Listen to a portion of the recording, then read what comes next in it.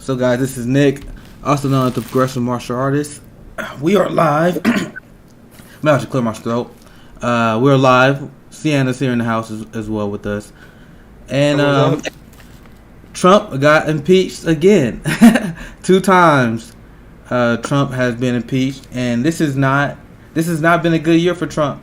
Not a good year for Trump and MAGA. We're seeing a fallout from the right and the new civil war on the right. I saw coming for a while, but I didn't think it was going to be this explosive with people being so publicly opposed to Trump on the conservative base because they are losing so much capital, so much support from businesses. They feel like they have to distance themselves from Trump. Because obviously Trump, I think he jumped the shark. He definitely jumped the shark, and his role in starting the Capitol protest, American people, the approval rating for that is insanely low. I think he went too far, and I think he really, really fucked up. And now, he's not even going to really have a chance to run in 2024. There's a lot of rumors they are backing down from that. So, it's funny to see MAGA taking nothing but L's and to see how they're going to cope with that. And once again, I said Trump is going to be the destruction of the Republican Party, but now the ball is back in the hands of Democrats, and we just see how Joe Biden and the Democrat Party can rule in this crazy time. We know things are going to get worse as our economy is going to only get worse in 2021. COVID only going to spread even more, and I'm looking at the people that Biden surrounds himself with. So we got someone in the comments now. STSD says impeachment happened in record time, but House didn't drag their feet on Medicare for all. Yeah, me and Sienna were just talking about that. How AOC just contradicted herself in record time. Yeah, like, where was this energy for forced to vote? Like, yeah, people pounced on her too. People are pouncing on her. She fucked up. I don't know. She didn't really think that much before she made that tweet. I'm literally. I always say everyone power on her, so I just had a simple response like, let me pull it up so people can see what I'm talking about here.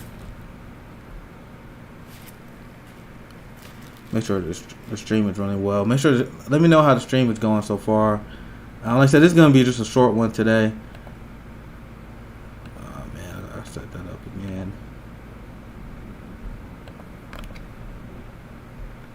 Yep, Trump got impeached. And I have always made an argument that Trump should be impeached. But if you look at what the Democratic Party, their talking points against them and how they always go after Trump, I always thought it was dumb. They always went after Trump in the worst ways and attacking him from the right. They would attack him from the right consistently. And there were stories coming out of how New York literally had contracts with Trump businesses. And Bill de Blasio came out like, well, we're not going to do any contract with Trump businesses. And I remember people was like, what? I didn't know he had... I didn't know Trump had contracts with businesses in New York. And I'm like, how do you guys not know that? Because they focus on stupid bullshit when it comes to Trump. Let me tweet my... this is the AOC tweet we're going to talk about here soon. I see people are coming in. Thank you guys for watching the stream. We were just getting started. I figured I'd just do like an hour breakdown or so. Let me tweet my YouTube version now so people who are comfortable watching on YouTube can watch it there. And then we can continue to discuss the AOC. Do you got anything you want to add on there while I'm tweeting this out, Sienna? Regarding the AOC tweet or anything you want to add on based on what I said? I remember seeing that tweet, and I was like, how can she make the case for forced to vote? Like, she literally made the argument, the same argument we did, but she just didn't do it. She literally gave up forced to vote and voted for Pelosi. Like, she could have had an upper hand with forced to vote, but she just went, nah, I don't want it. Let me get the YouTube link out. Impeached twice. LC contradicting herself.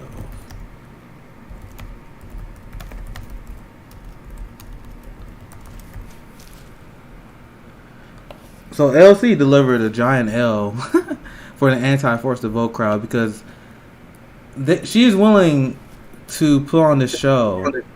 She is willing to flex her power only when it's beneficial to the Democratic power base, it seems. Now, I mean, there's a lot of substantive criticism to have AOC even before forced to vote. And I laid them out on the show. And I'm one of the people who is more nuanced. I'm not even one of those people who hate AOC. I find her to be a very charming person, very likable person. But she is not following the mandate in which she was elected by. We elected her to challenge Democratic Party power. She only seems to be interested in challenging and calling out Republicans. I guess she's more than happy to be used as a tag dog by the Democratic Party that is fighting against the principles and policies that we believe in. I mean, look at Joe Biden's new pick to be. I'm gonna cover her as well, to be in charge of humanitarian aid for the United States, a war criminal.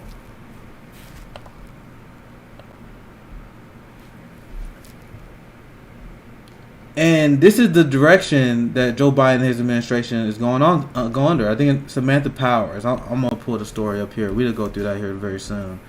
But once again, another war criminal in Joe Biden's administration. And how is the progressive base? How are we being thanked for the progressives delivering victory after victory for Democrats this year? Once again, who has been the most vocal on the issue of impeachment? The people who've been the most vocal on the issue of impeachment has been the progressive members in Congress, the people who had the most viral tweets, the people who've been actually out there fighting against Trump. Ilhan Omar, AOC. These are people they shaft on committee assignments. The progressive base, we not getting no cabinet appointments. Meanwhile, you get Samantha Powers, who supported the Syrian war, who supported the war in Yemen, a war criminal under Obama. She get a job under Joe Biden. People like Neera Tanden getting a job under Joe Biden. That's not an accident, guys. The people in the chat is here. What's up, Jay? How you guys doing? How you guys feel? What's your guys' reaction regarding Trump being impeached again? Me and Jackie talked about this before. Why would you spend all your political capital on this in the middle of a deadly pandemic, right? That's the story we'll cover on Samantha Powell. And this is what everyone is dogpiling AOC on right now. Because Blake Morris said, what is the purpose of a vote like the one tonight where the answer is already known, regardless of the result of the vote? Is it mainly to get representatives on record? Now, I don't know Blake Morris's intention here, but kudos. I would love to think that they said this as a trap to get AOC. But I don't know their intention. But that's a funny way I like to interpret it, right? But if he did lay a trap, it was perfect. AOC fell for it, hook, line, and sinker. A few reasons. Sometimes it's just to get members on record, so people can't make excuses later.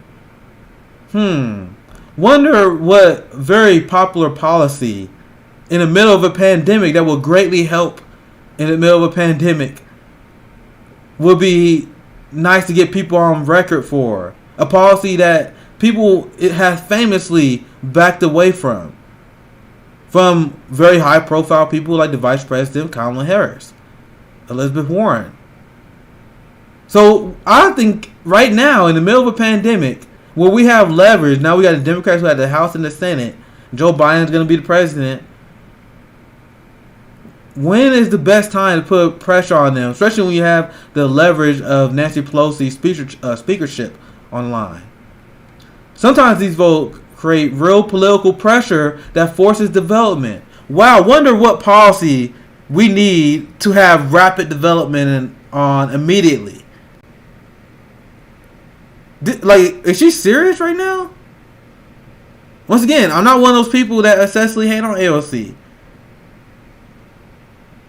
I think she's doing what she thinks is the best, or maybe she is protecting her career. Because when she says stuff like this, like I get really weird vibes when I see stuff like this from AOC. But she doing the impeachment of President Trump. Maybe she thinks that's the best they can do because of the Capitol protests. I don't know. But the only thing I know for a fact is that LC is a politician, and we are supposed to hold these people accountable. And what she is releasing out here, and these contradictions by LC, you can't say they are anything other than bullshit.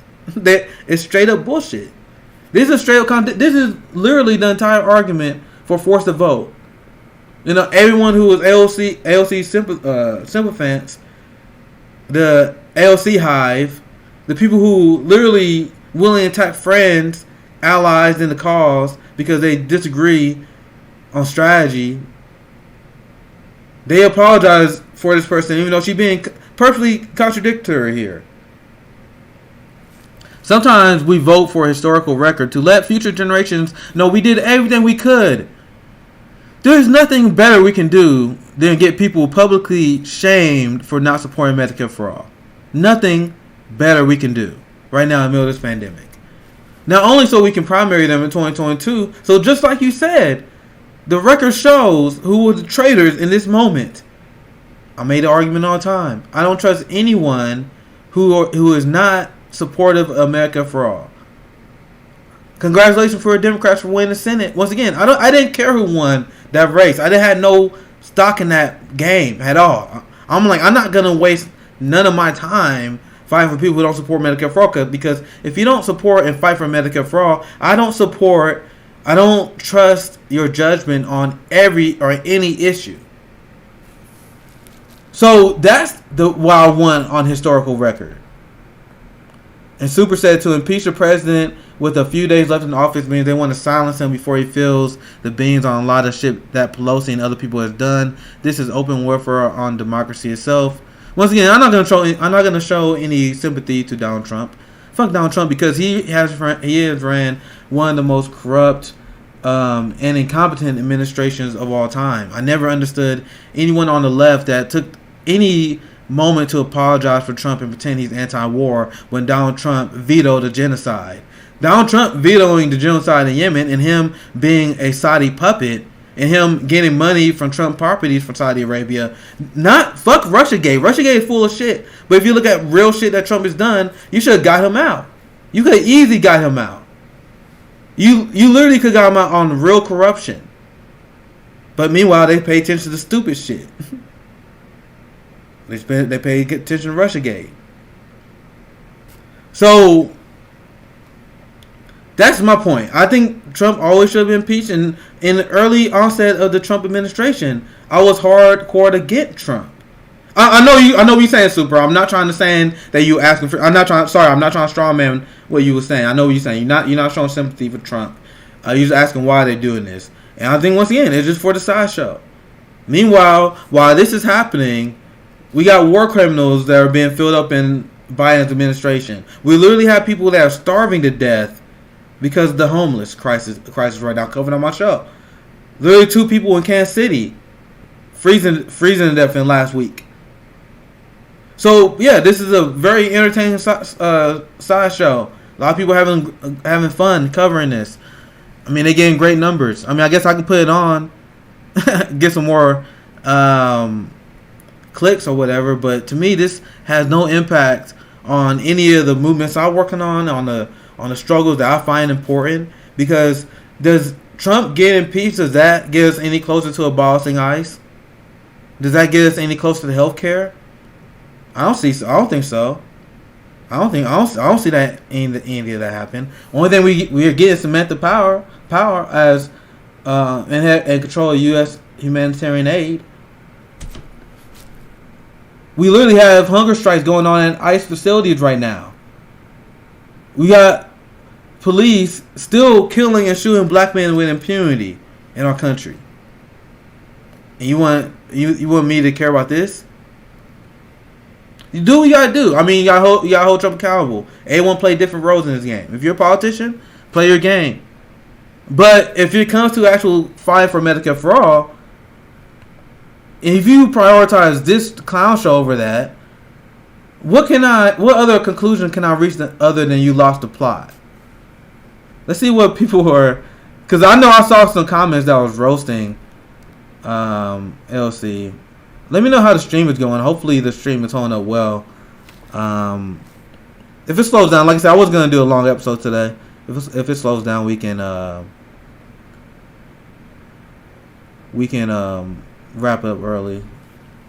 I feel like I'm not getting the best connection right now, but this is the reaction that I've been seeing. My good friend Katie.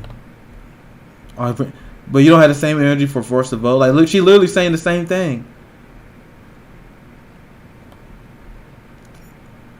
She always have really good content to me, doesn't she? I don't want to mess her name up. This laughable coming from someone against forcing the vote on Medicare for all. Proponents use these exact reasons. The one you point, I'm not seeing the tangible benefits beginning the working class. And once again, I wouldn't even be mad at AOC. I'm not even mad at people who going for impeachment. But I'm mad that you want to go for impeachment, but you don't want to fight and literally fight against your own party for Medicare for all. You don't want to vote against a fucking war criminal as speaker. One of the most corrupt people in politics, the inside trader, the fundraising king, sold out to Silicon Valley. These people, you don't want to go after them. You don't want to leverage your power to deny them power unless they give you something. Trump is just a symptom of this. Like, Trump is corrupt. He deserved to get impeached. But they all deserve to get removed. They all corrupt.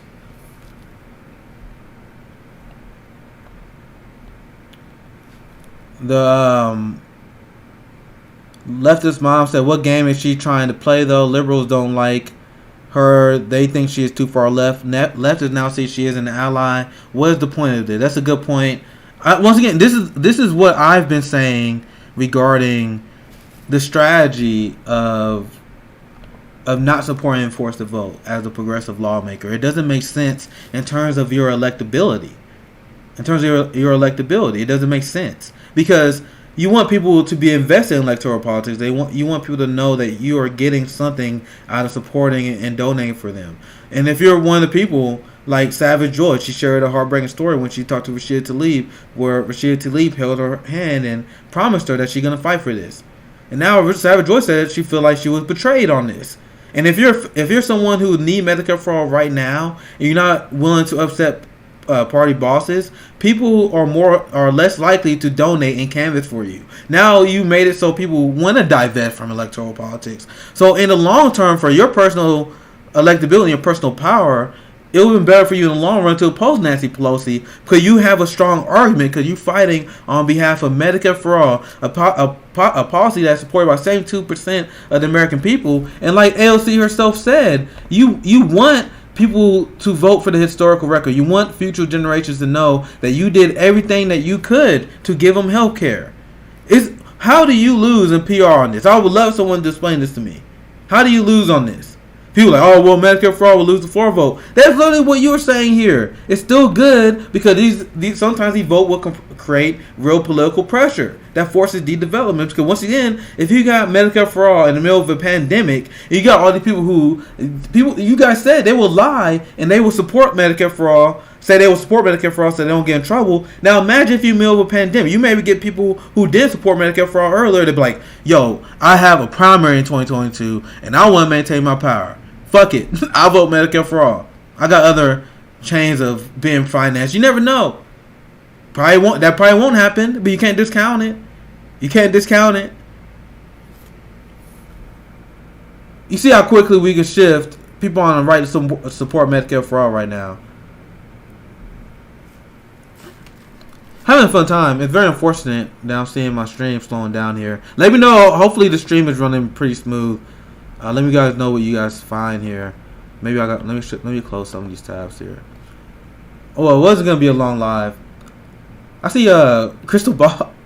Crystal Ball liked my tweet today. Nice. The one I was saying, Amy Klobuchar. Now, I was thinking about. I'm like Bill Maher is one of the people that is one of the biggest sellouts to me, and it makes no sense. Because I was like, I'm still thinking about the time Bill Maher said with a straight fucking face that his favorite candidate was Amy Klobuchar. Now I hope that now that I saw Crystal saw this, I hope she don't get upset because I posted her picture there. she's a public figure because that's the reaction that almost everyone had. Because even at this point, I knew Bill Maher sold out. I knew Bill Maher was just a propaganda actor of the Democratic Party. Like we see a lot of people on the left is now like we keep seeing these people betray us. We keep seeing people in our movement that we thought was really fighting against the power and fighting against the machine, but actually Democratic Party operatives. They're willing to attack people on the left. They're willing to attack allies because they disagree on certain strategy points, or because we don't worship these progressive members of Congress the same way you do. Bill Maher sold out before most of us were born. Yeah. I liked him back in my dumb lib days, and I literally questioned myself to the point where I'm like, I don't know if Bill Maher was ever good, or maybe I was just a dumb lib. Like I don't know if maybe both of them were true. Maybe he was good, and maybe I was a dumb lib. Maybe a little bit of both.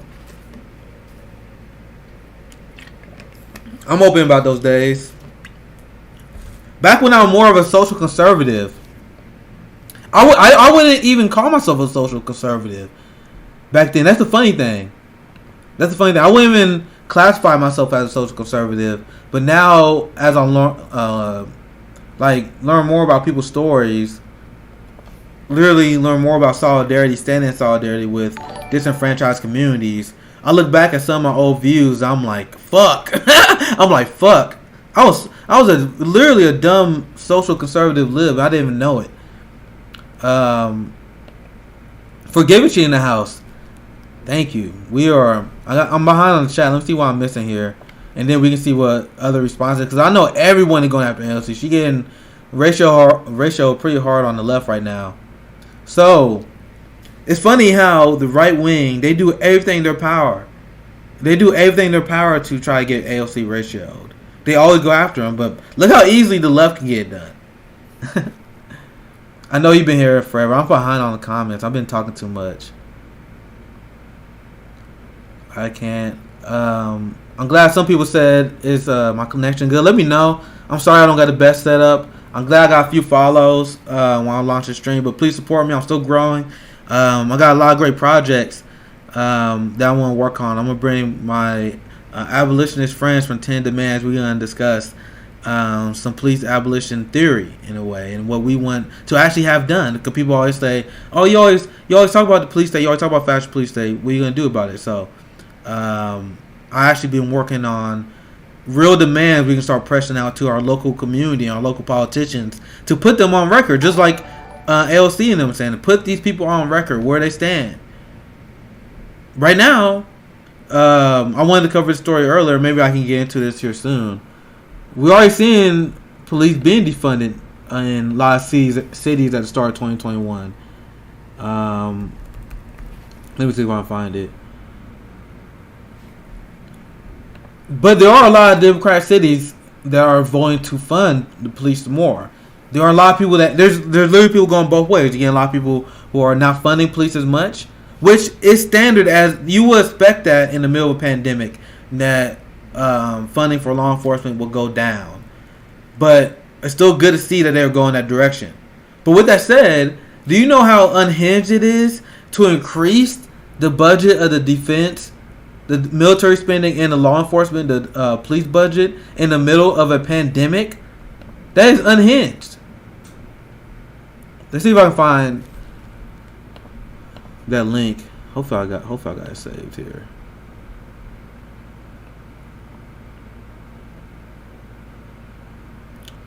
I got too many goddamn stories saved.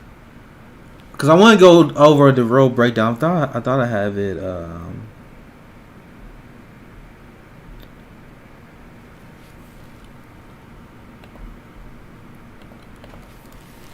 Please.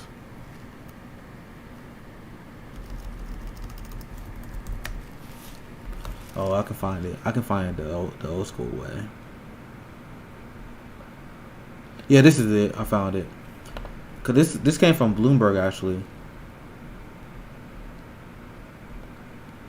Wait, what is she saying? I'm missing. Nick, are you mad at me? I'm high right now. Solidarity, my friend. Solidarity, my friend. Yeah, I was a dumb lib. Very dumb lib.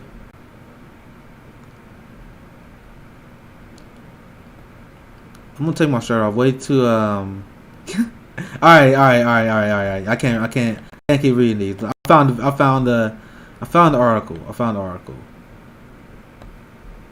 From Bloomberg, so keep that in mind. I get my news from a lot of different sources. Cities say they want to defund the police, but their budgets say otherwise. I mean, despite the headline, I'm actually surprised when you actually look at the numbers. So this is the key point here. Out of the 42 major cities where Democrats gained share, 24 increased police spending for the fiscal year 2021, while 18 made cuts. That's the important part, because I looked at that number. I'm like, okay, I want to see what you guys think. Like, am I wrong? It doesn't seem like a horrible number, right? I'll tweet out that I'm doing this segment because I wanted to discuss the number here and why that's important. Man, I got too much stuff running. That's why I'm sorry if the stream's not perfect right now. Discussing the cities that funded cops more in 2021 versus the surprising amount that decreased funding.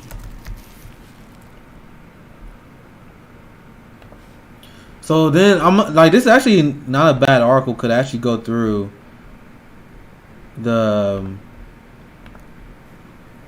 what cities decided to vote in favor of it, and what city actually defunded the police and what cities didn't. So once again, there were 42 major cities they were looking at. All these cities, Democrats gained share. Make sure you guys can see it. What's up, Meganator? We talking about defund the police, like what I usually do. Because a lot of people, I want to show you guys the progress we are making. The amount that we changed the discourse on this conversation. What am I missing in the comments here? So forgiving you having a fun time today. I'm glad to see it. We love to see it.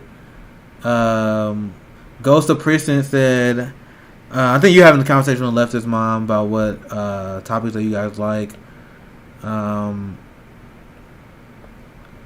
I wish I had some edibles. Anyway, back to the story. Most of the 50 cities swung left since the 2016 presidential election, but more than half of them maintained or increased their police budgets. Once again, because Democrats are literally the party that's funded the most by police. A lot of people don't know that. Amy Klobuchar is one of the people that get funded the most by cops. So these are the cities that actually voted to increase police funding here.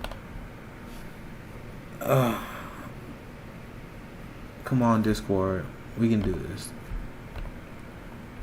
Alright, I'll be back. Okay. So these... Let's look at this side first. This side of the city that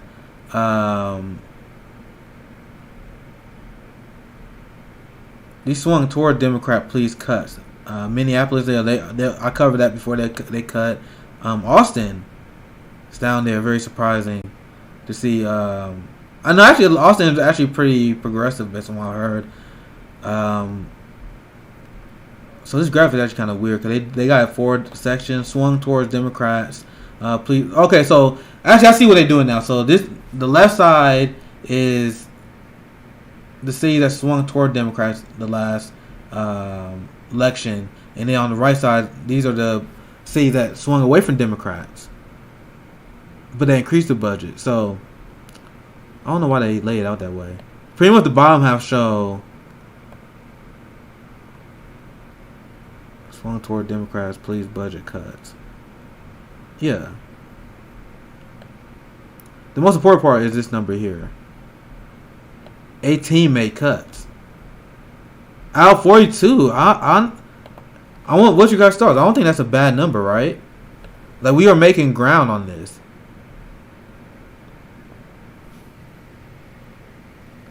Yeah, for giving to you love that stat, and I love pointing out too. The NYPD spent 3 times more on their police force than the North Korea spent on the military. Once again, we live in a fascist state, and we all know what they're for. They're not there to protect and serve our communities. What's A1? What anyone talking about impeachment? Let me see how they melting down that. Anyway, actually, I was talking about. I had a AOC tweet, so I need to close some of the windows down. But this is. Let's get back to AOC. We're back on AOC. I want to get back to some of these responses. I don't want to butcher her name, but she's a great follower. I've been following her for a long time. I don't want to butcher her name. But she killed it here with her response. This is laughable coming from someone against forcing the floor vote on Medicare for all. Proponents use the exact same reasons, the one you paint as irresponsible and unreasonable, to force the vote. Now you're using those same reasons to justify impeachment. I won't say the F word since that's violent.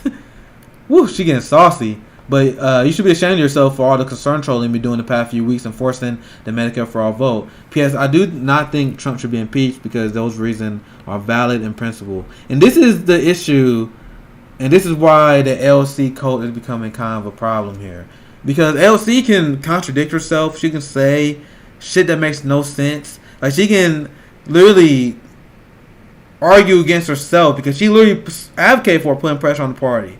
But it doesn't matter what she said because AOC knows she has a group of loyal followers that who always have her back, who will never actually push her, and in this case speaks truth to power. AOC is power in this case. They will never actually challenge AOC. So she getting sloppy. I literally think this is just sloppy shit by AOC here.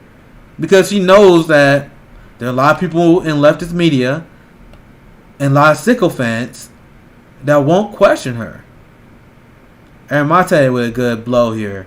I agree with you on impeachment. Yet when people made the exact argument about the need to force a vote on Medicare for all, you not only dismissed it, but you called the criticism of it violence.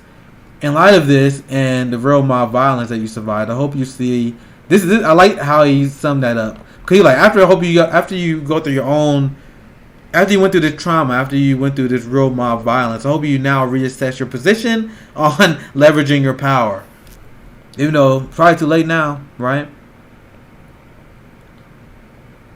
So this is once again, this is my response, nice and simple. I didn't want to nothing really much to add here. Cause I'm like, bro, how can you openly contradict yourself like that? That makes no sense.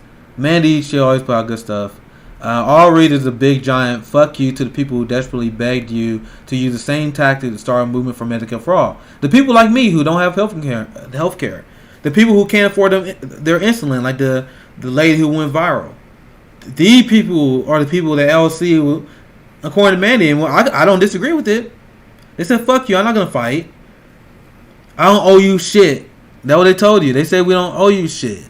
Despite the fact that we donated to their campaigns, despite the fact that a lot of them canvassed for these candidates. I'm not here to tone police anyone. I don't disagree with that at all. I can 100% see people interpreting that as a fuck you. That what Savage Joy interpreted Rashida Tlaib saying that she's gonna fight for this, but she didn't, and that wouldn't hurt because I love Rashida. I always used to defend Rashida, but she been fucking up recently. And when people fuck up, I got hold them account.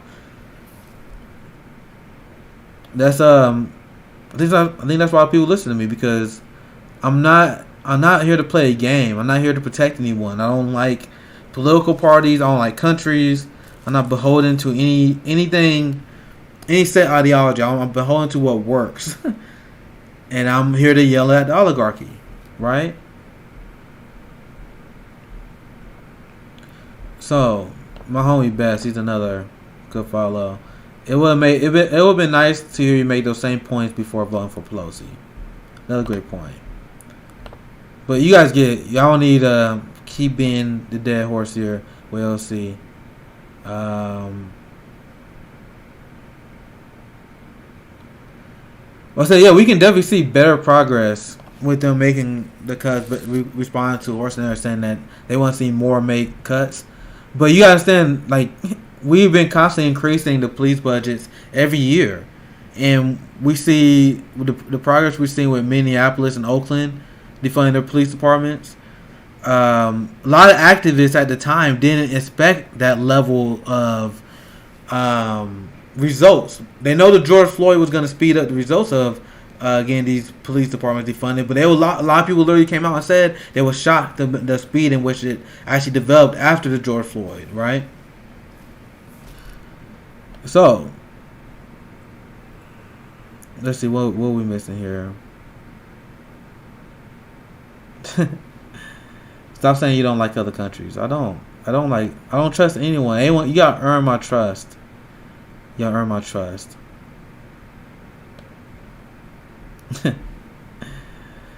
I know what you're saying though.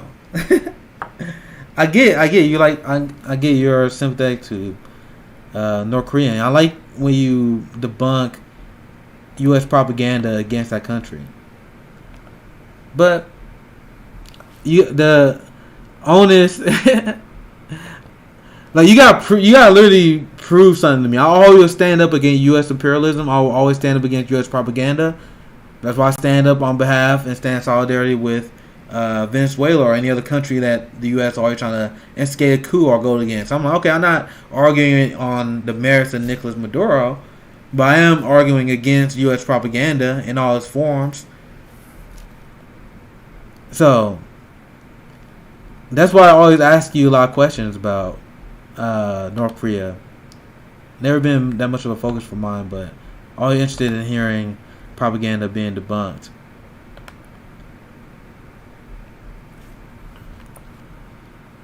Let's see here. I promise I wasn't gonna go that long. I'm at 40 minutes now, so I guess we can do another. I can do another 20 minutes or so, but I promise we can keep this one a little bit shorter today. Let me find my other story.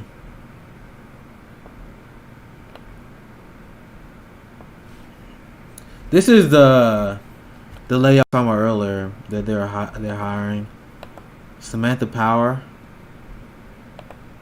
Now that I see it on my timeline, this is what I tweeted earlier. Yeah, Rocky Flame. I actually took a break for a few days. I'm like, dude, I'm tired of these fucking libs. I was hiding from them, and I'm tired of. I'm literally tired of leftist discourse. I talked about it for a little bit yesterday on stream, where everyone just want to get everyone canceled all the time. Like, bro, I'm not interested in this high school shit. I'm sorry. There's legitimate conversations to be had, but. You guys know my page and my Twitter is all about raging against the oligarch class. So I guess you guys can fight among leftist spaces, but I'm not really interested in a lot of this shit. This is the people I want to go after. These are the people I like to go after. Because this is the person they are putting in charge for U.S. humanitarian aid. Samantha Power. Samantha Power was supportive of the Yemen war. The genocide in Yemen. So I ask people, how are these people the lesser two evils? Right? She's a fucking war criminal who supported Yemen, the genocide in Yemen, which is why I said one of the reasons why you should impeach Trump. But Democrats didn't want to attack Trump on Yemen because they knew they were complicit in starting Yemen. They didn't want to open that probe because if you had to impeach Trump on Yemen, you had people that had to speak on Yemen. There would be a lot of discussion on Yemen, and there'd be a lot of spotlight that a lot of corporate liberal media want to avoid on the Barack Obama administration and people like Samantha Power and her role in getting Yemen started. People like Tony Blinken and his role in getting these foreign invasions started, because it wasn't just Yemen.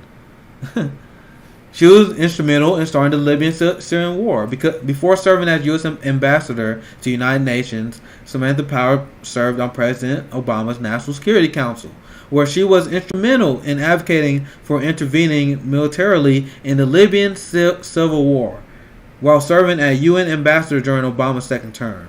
She continued to advocate for military interventions. This time, the Syrian war. Bro, she never found a war that she didn't like.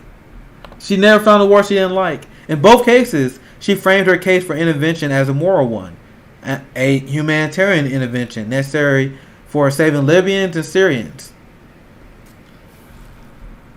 So she got a position to run USAID, U.S. Humanitarian Aid. Let me pull that story up here. I need a producer, don't I? We just find a simple story so you guys can see why I'm railing against her.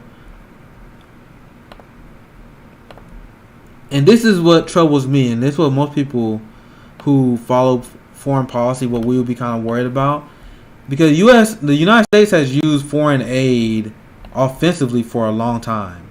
I can take my window off here so you guys can see it a little better.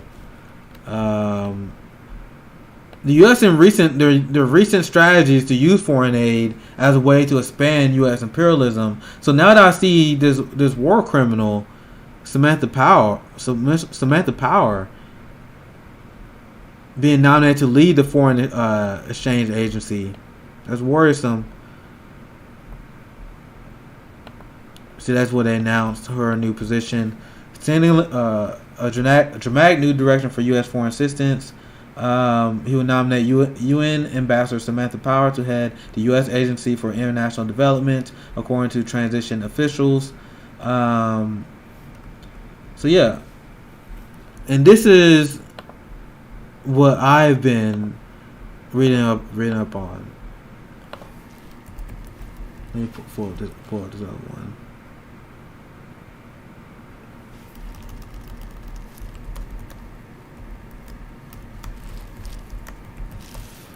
Because the U.S. has been using foreign aid offensively, and we saw them use against Venezuela as well, where they'll use foreign aid as a way to cripple any regime they want to take down.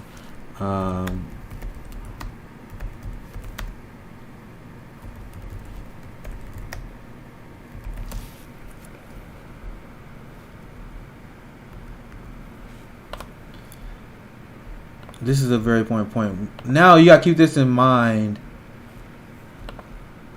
Now we have Samantha Power in charge of humanitarian aid. U.S. using humanitarian assistance to hide regime change efforts in Venezuela.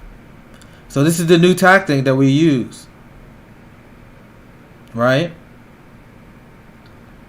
We use it offensively. Now we got her in charge of this. Samantha Power in charge of this. So that was something I was tweeting about earlier. Like, once again, how can you call these people lesser to evil? You already see them working on behalf of implementing regime change. Because guess what? In the COVID relief package, they allocated $33 million towards Venezuela democracy training programs. God knows what that means. So be prepared for what Joe Biden will gonna push in his administration. I'm glad that Forgiving Chi is educating you guys in the chat right now. Forgiving Chi is educating you guys. No need for me to read it out loud. I'm glad you guys are having a good time.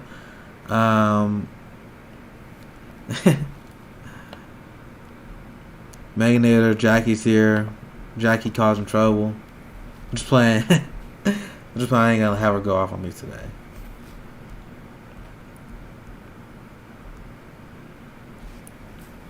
Let me see if anything else worth getting into. This is the video that I shared. We're so fucked.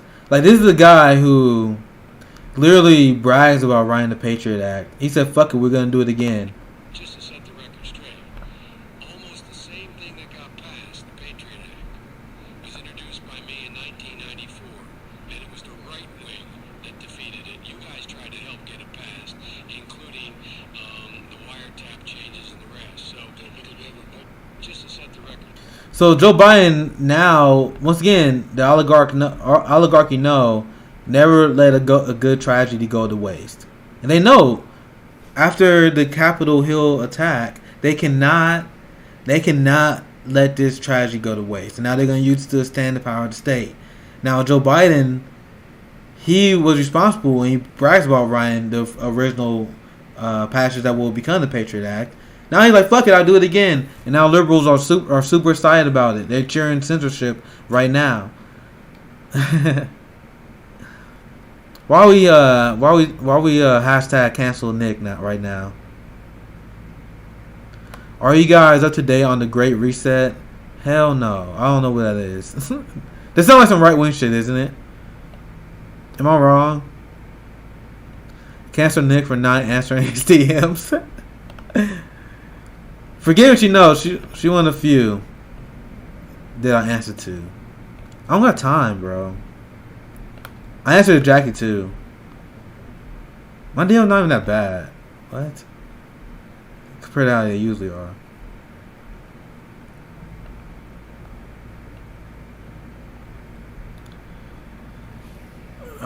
This is a great point by Lauren. One of my good friends.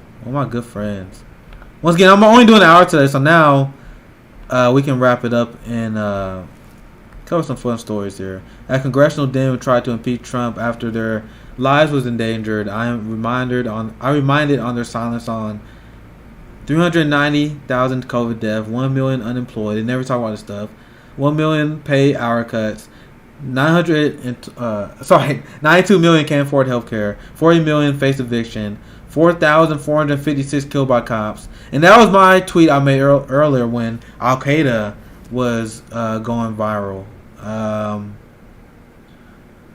like, bro, why are you guys talking about Al Qaeda? Like, the police is a much bigger threat to our daily lives than Al Qaeda is any day of the week.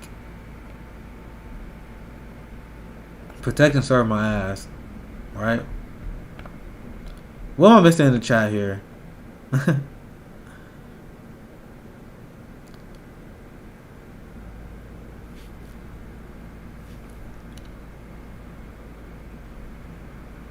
But so I just haven't really looked at anything about the Great Reset. I'm sorry, I'm not trying to talk shit on something I don't know that much about. I just haven't looked into that kind of stuff. You can let me know though. I'm always open to learn more stuff, right?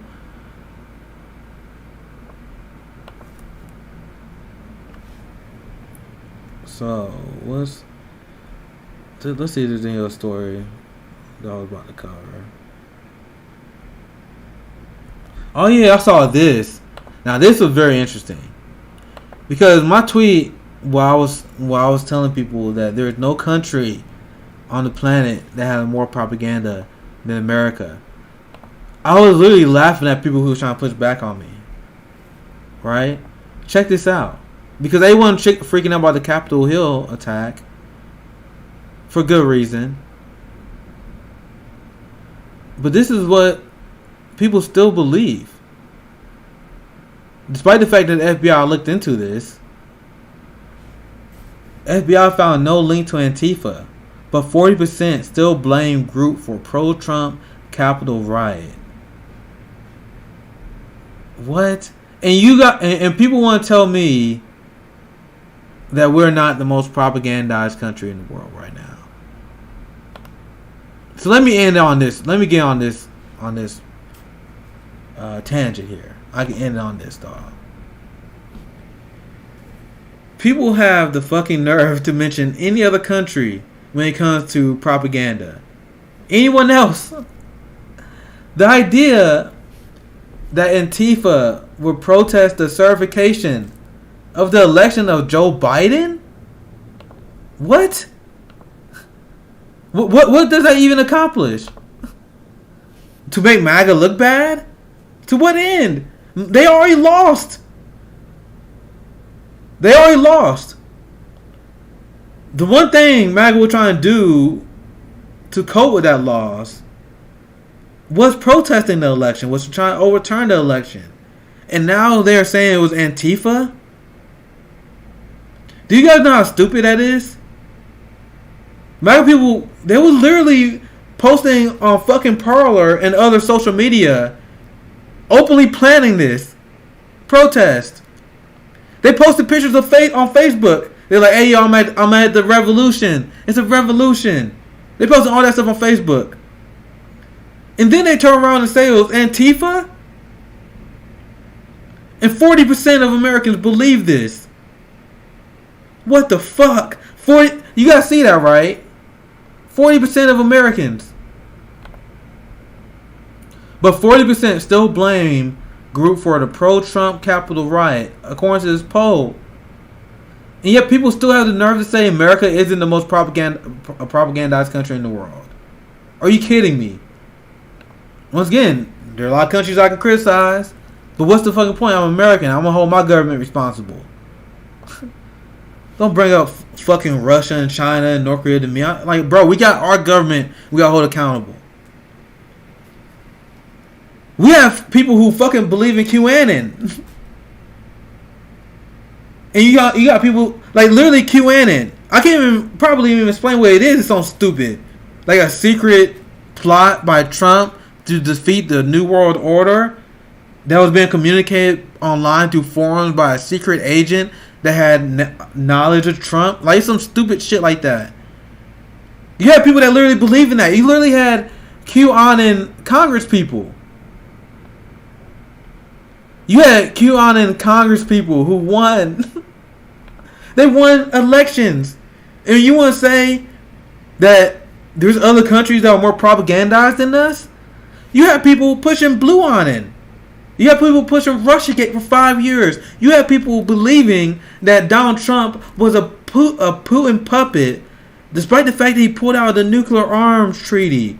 He was arming Ukrainian rebels. He was launching CIA cyber attacks on their financial institutions. But you're like, oh, Putin's he actually pulling all Trump's strings, even though Trump is doing everything to oppose Putin. What? You got liberals, they still drumming up for escalation against Russia. Why? What Russia did to you? Are Russians killing black people with impunity? Like the police are?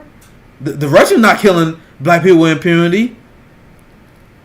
Are they responsible for the criminals on Wall Street constantly crashing our economy? This is why I say we're the most propagandized country in the world, because there's literally no objective reality.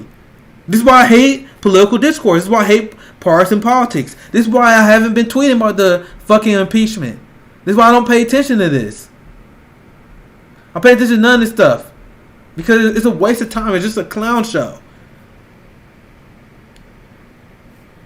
There's no objective reality. You point out all the flaws in Russiagate to otherwise intelligent liberals, and they will not listen to you. There's no objective reality. You lay out to all the reason to a QAnon Trump supporter why what they believe is bullshit. They don't believe you. There's no objective reality. That's why we're the most propagandized country in the world. Because at least, once again, I heard this passage from a friend. People in China, they don't watch the news because they know it's propaganda. People in other countries, they know it's propaganda. There's people in America that didn't even reach that basic conclusion.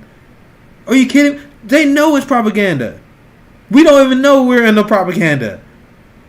People literally believe that MSNBC, CNN, New York Times, Washington Post, these people are honest actors.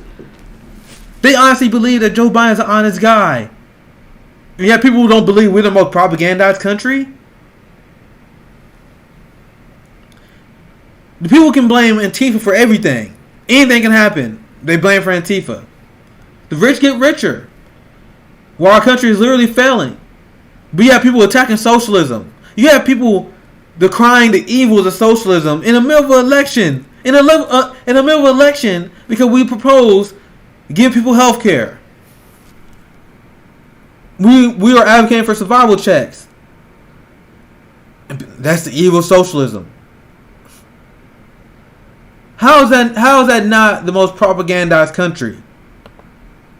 Once again, it's easy to point the finger at other countries. They're not perfect. I'm not defending nobody. But look at the state of our political discourse. Look how deeply unserious we are. We, as a left wing and as leftists, we are hated by both sides of the aisle because we hold politicians to account, because we actually advocate for policy that will help people's lives. And we don't accept war criminals. We fight for what's right. We fight for what's justice. And because of that, because we want to criticize these people, cult leaders, they don't like us. And people don't think we're the most propagandized country. We live in a failed state. The only difference between me and other people, the liberals or the weak progressives, is I call it what it is. You guys said hashtag no middle ground, and then you guys voted for the fucking worst of the worst. But you vote your conscience though. So I ain't gonna get into that. We got alright, and I promise I'm gonna keep this one short. You guys see, I'm missing on. Let me get to some of these comments here, cause I was just ranting and raving. What did I miss? What did I miss? Jackie said, "Dude, there are leftists that believe in Russia crap, even after it was debunked." It made no sense. Like I said, even in my my development into the leftist I am today, because even if I always hated Democrats, but I wasn't even a leftist in 2016. I was even hesitant to call myself a socialist back then. Even 2016, when I supported Bernie, but I always knew that the Democratic Party establishment was our enemy. And I remember when Russiagate came out, I was like, okay, I'm immediately, even as someone who wasn't even a true leftist as of 2016, someone who was just, you can call me anti-establishment. I was anti-establishment, but I wouldn't call myself a leftist back then.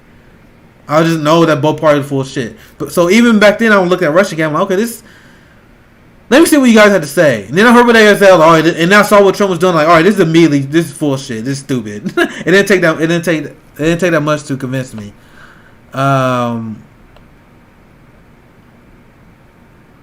Yeah, for him, she had a good point. Said 25,000 North Koreans work in Russia. Who talks to them?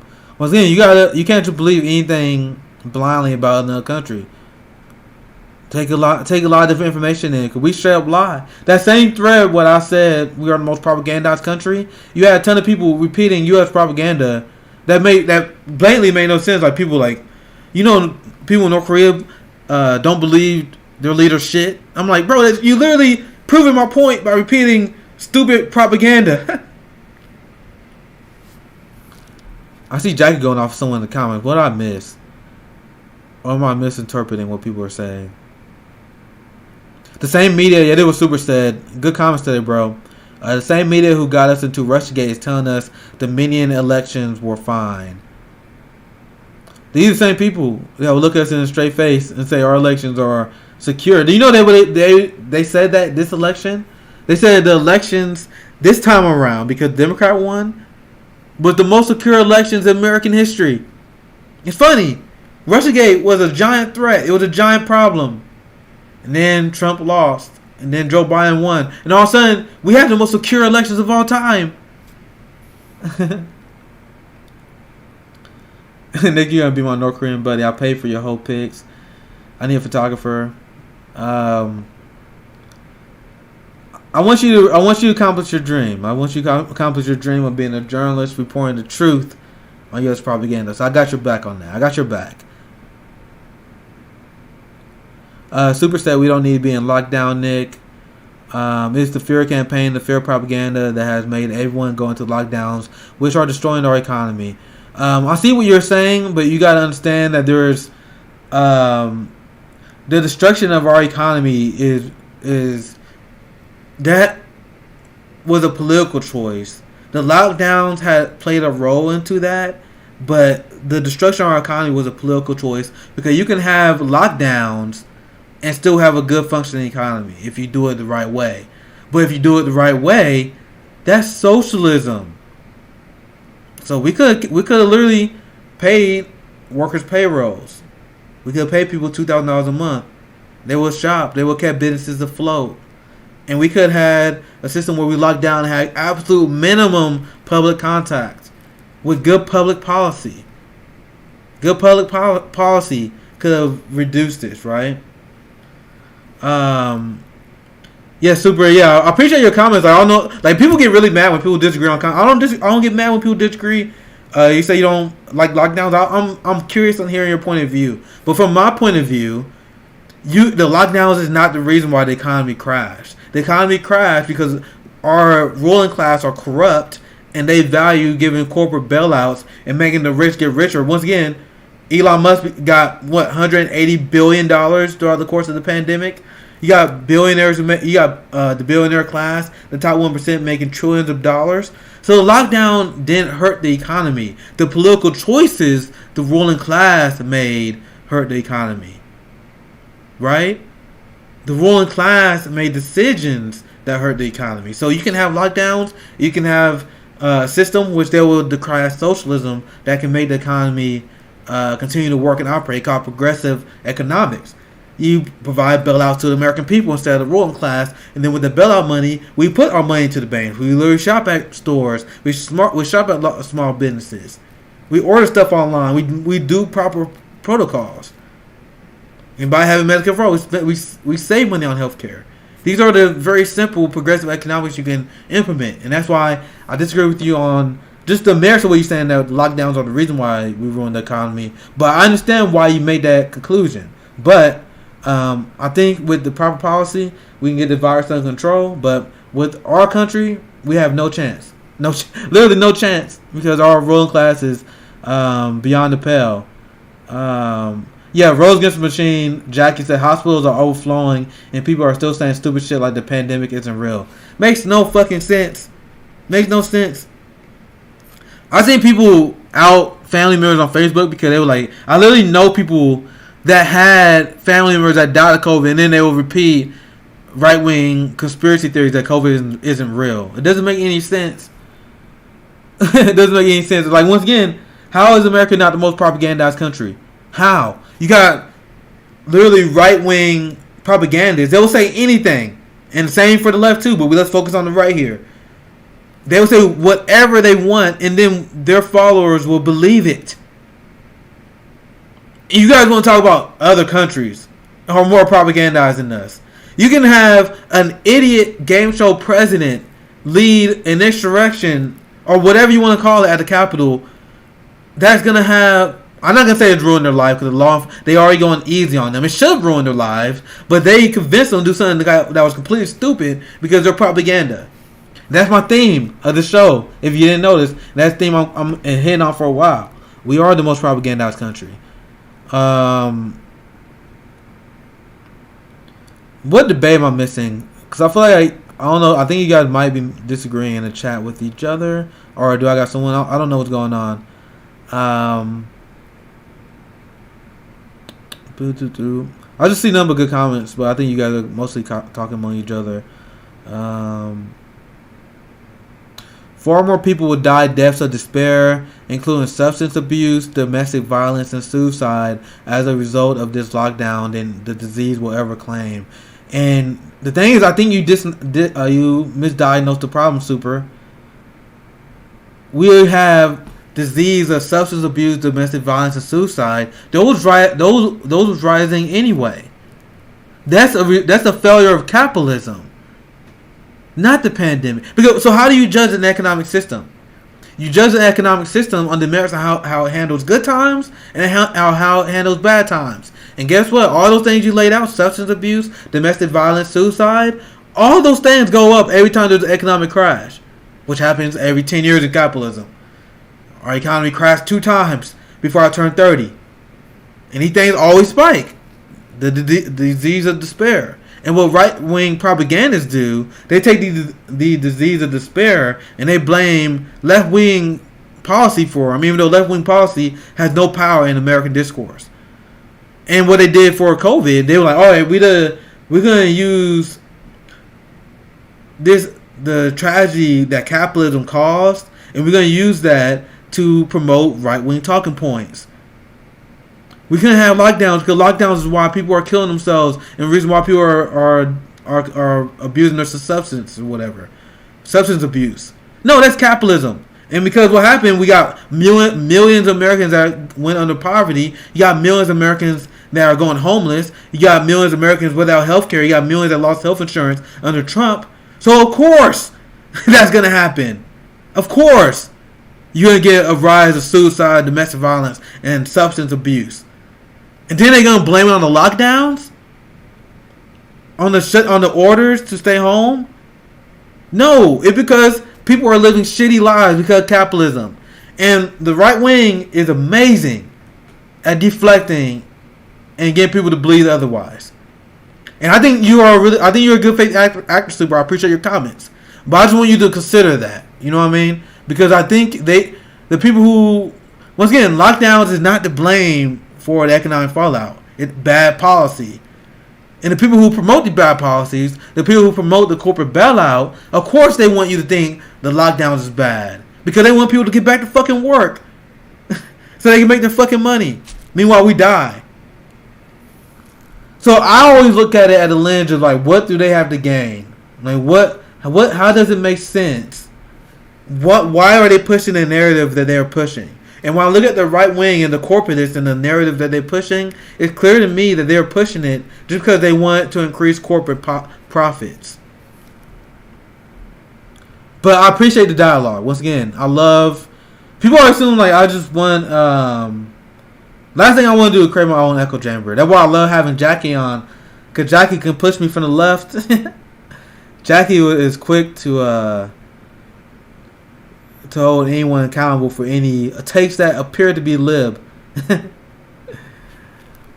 Oh yeah, see that literally what Jackie. I didn't see your comment first. This is what Jackie was saying. Jackie said that is not due to the pandemic. That is because we live in a failed state that refuses to take care of its citizens. See, we're on the same page on a lot. We are constantly on the same page. It's good to have you in the comments here. What forgiving she? What? What? I'm catching up with the comments now. What I missed? The lack of stimulus crashed your economy. Does MA think what happened in Australia was socialism? You gotta add more to that. I don't know what you're talking about there. Nick, you should check out the Corbett report. He has a great series called Propaganda Watch, where he analyzes and breaks down propaganda so people can recognize it and call out propaganda. Shout out to that guy. I love people. That's what I kind of try to do as well, because I see this shit like plain as day, and people are like, man, that's why I focus on my page. I'm gonna say it like that. That's why I focus on my page, because I see people. I even see people I respect repeat lib talking points sometimes. I'm like, what? Stop. Then I've tweeted out with plain language, calling out why you are being lied to, and people think I'm a bomb thrower because I do that. I'm like, bro, I'm just telling the truth. Iris Lamb making good comments on YouTube. The CARES Act was introduced in July 2019. The corporations had their gift package ready to know because they knew the crash was imminent and they wanted a cushion. Yeah, these people are smart. They know what they're doing. I never make the mistake of assuming our ruling class is filled with idiots. Never make that mistake. Because they know exactly what they're doing. They've seen a tragedy happen, and just like in 2008, they come in and loot the treasury when economic disaster comes. They use the propaganda, and the American people let them get away with it every time. Imagine in the economy that we have right now, the amount of people that our economy is leaving behind. Any scenario in which Joe Biden can defeat Bernie Sanders. How does that make sense? How does it make sense that in the middle of a pandemic where one person said they're going to veto Medicare for all, that person can defeat Bernie Sanders? And people want to tell me we are not the most propagandized country in the world. What? I'm over an hour, but I ain't going to...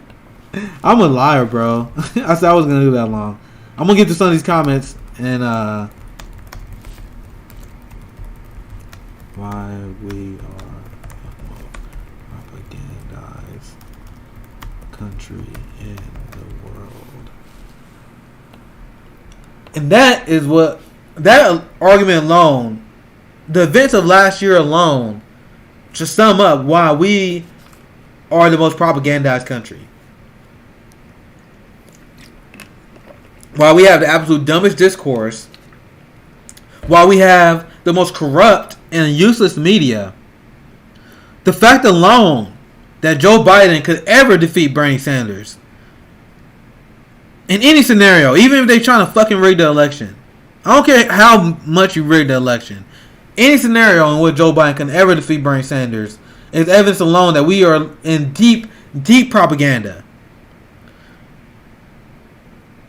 The guy who puts trickle-down economics unapologetically his entire career, and we got Jackie here. Okay.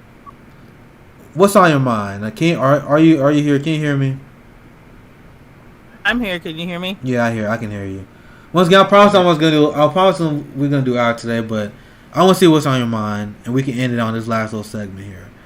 Okay, so first of all, I don't know if you read in Twitch, but I've been missing. I don't know what you can decide when you just go end. Like, this is okay. Ask Megan. Man, I know, man. This is exactly why this happens, because I said I was gonna do an hour yesterday, and I did 2 hours. Cause I want to feature the voices of women as much as possible. See, I'm gonna use you guys talking points. I'm trying not to be canceled. I'm gonna use you guys talking points against you guys, because you guys say I want to silence women. Actually, it's the opposite. I've been begging for Givenchy to come on my show. I'm gonna peer pressure her one day to do it. We finally got Megan on the show. I've been begging her to do it. Now she have fun time doing it. But yeah, I was about to get to some of these comments, some of these questions. But I see you dropping some good comments regarding the lockdown when I was talking about that. So what did I say that was right? What's your take on that? What's your take on what the other guy was saying about he don't think lockdowns is the way to handle the coronavirus disaster, and that was the reason why we have our economic fallout now. What is your thoughts on all that? Hey Meg, hey Rocky.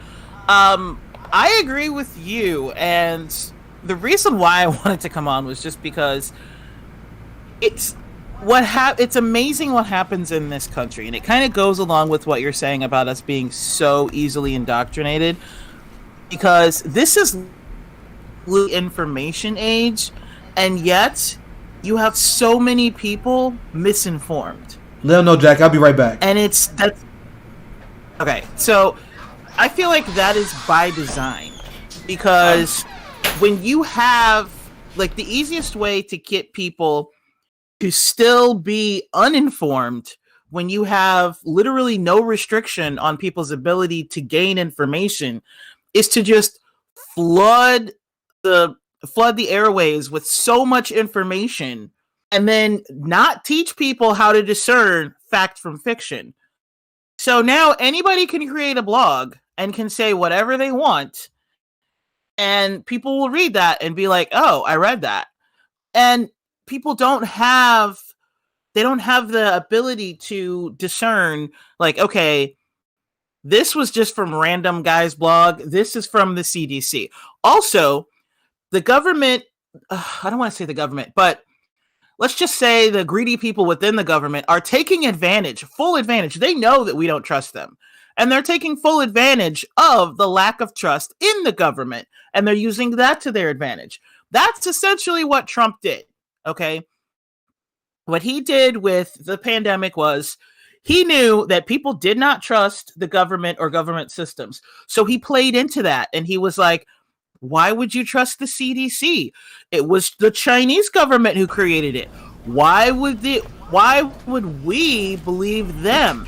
He totally played into that lack of trust in government institutions, and stupid people latched onto that and were like, oh, he's telling the truth, not realizing that he too is part of a government institution. Like, I don't even understand. Well, hopefully you enjoy the jacket. I just saw my brother. He just walked down like, I love when Jackie hop on. You can carry the burden. Like I said, I was gonna do an hour, so I already held my end of the bargain up. So now it's literally just the Jackie show at this point. What did I miss? What did we miss? I was just discussing how in the information age, the way to keep people misinformed is to just spam everything with misinformation. Yeah. And then not teach people how to discern fact from fiction. It's critical thinking that should be taught in schools. And rather than teaching people, like, I don't even know what's taught in schools now, because I feel like so much has been stripped away. Like, every generation gets something important taken out of school So I'm like, well, what the hell do Like- you do for 7 hours? Like most leftists will tell you, especially me, it's a way more work for us to unlearn all the American propaganda that I learned in public school than it actually took me to learn leftist theory. Like learning leftist theory and learning like the merits of certain policies and anti-imperialist imperialist theory. That stuff wasn't that hard. The stuff that was hard was unlearning all the stupid shit that we was taught throughout our public education. And I'm glad that my friend Bess on Twitter brought up this dialogue, because there was a lot of discussion about, there was literally people, and I literally been through this as well when I was in school, who would justify the United States use of the atomic bomb against Japan. And then there's other people in other countries that the idea that anyone would justify that is beyond the pale. It's unbelievable to them. And I remember when I was a kid, that was my intro into anti-imperialism. Even though I wouldn't be able to tell you in like plain English what I was learning, but that was one of the things that literally started it. And me being in school during the George Bush administration, where we literally destroyed the Middle East, and when I literally seen pro-war propaganda, the same kind of propaganda we talking about now, being used by our United States government. And I've seen that never changed. Never changed across the Obama administration, across the Trump administration. Now not changing with the Joe Biden administration. Like, once again, I covered Samantha Power. She got a job now with U.S. humanitarian aid. Once again, a war criminal, supported every single war under the Obama administration. Supported Syria, supported Libya, supported genocide in Yemen. So what's going to change? And this is what I was asking people leading up to the election. Like, really, what's going to change? You can vote your conscience at the end of the day. I don't blame anyone who want to vote against their pressure and power now. I don't blame anyone to doing that. But you got to really ask yourself, Actually, what's really going to change? What you got to say, Jackie? I was going to say that if you think about it, with Obama, like Biden is just, things are going to get worse. They are going to change. Make no mistake. Things aren't going to stay the same, but they're going to get worse. And the reason why I say that is because, like, if you think about Assange and WikiLeaks and Snowden and Manning, under Obama, all of them were considered treasonous. They were considered enemies of the state. Why? Because they were bringing us information. They were bringing us information about what our government is doing, and it was true. And the whole state was turned against them. They were considered treasonous. It is literally an act of treason to inform United States citizens of what their government is actually doing. That's what they told us. That's what they're telling us. Yeah. By making Snowden, Manning, and Assange enemies of the state.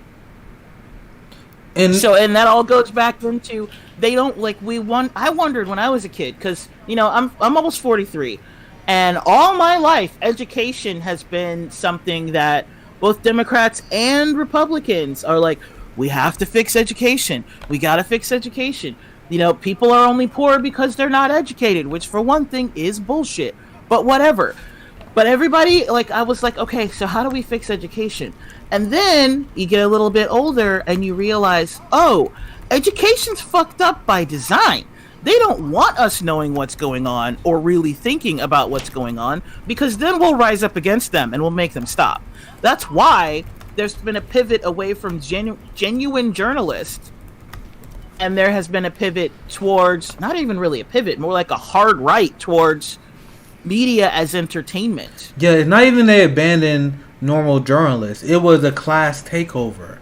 I want people to understand that. They did a study. Exactly. If you look at, like, the elite journalism now, the people who work in Washington Post, New York Times, like the journalists that are on the field today, they actually are much higher educated than our politicians. They're literally some of the most elite classes in society today. They're the people that control the flow of information. These are the people that went from Harvard, who went to Yale, who came from a family dynasty. Anderson Cooper. Anderson. Right, yeah. Anderson. Yeah, he's the best. He like the best example. But there's many. Like, even on a smaller scale, It'll be someone. If you almost every single person who you look on CNN, MSNBC, or someone who got right on New York Times, you look into their biography and how they got there. It's because their dad was a reporter or their dad was a politician, their dad was a fucking businessman, and then because they made contacts, they got to high level academia. Then they got contacts to go. Yeah, just like once again, we got countless examples of this. And then once again, these studies show that the people that control our information and our information flow in our elite media, they literally come from the 1% class, the 5% class. They make millions of dollars per year. They come from families that make millions of dollars per year. They come from large estates. So what information are they gonna relay on their TV shows and on their corporate channels and on their newspapers? It will be the interest of the 1%.